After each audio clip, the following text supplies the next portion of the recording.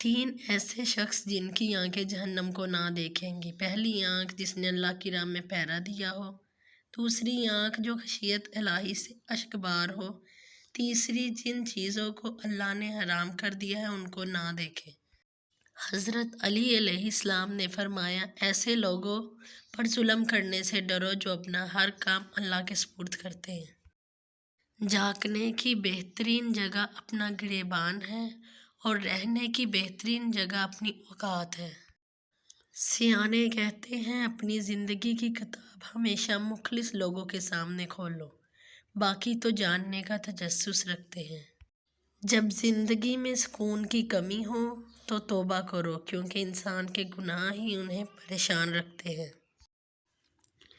اپنی قبر خود روشن کرو، آج زندہ انسان سے وفا کوئی نہیں کرتا، کل مٹی کے ڈھیر کے لیے دعا کون کرے گا؟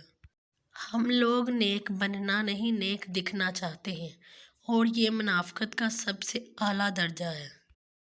کسی کو ذلیل کرنے سے پہلے خود ذلیل ہونے کے لیے تیار ہو، کیونکہ اللہ کا ترازو صرف انصاف تولتا ہے۔ کچھ باتیں زبان تک نہیں آتی، کچھ کان سن نہیں پاتے، اور حقیقت میں وہی باتیں ہوتی ہیں۔ اچھی تربیت اور آداب سے بڑھ کر والدین کا اپنی اولاد کو کوئی اور تحفہ نہیں ہوتا۔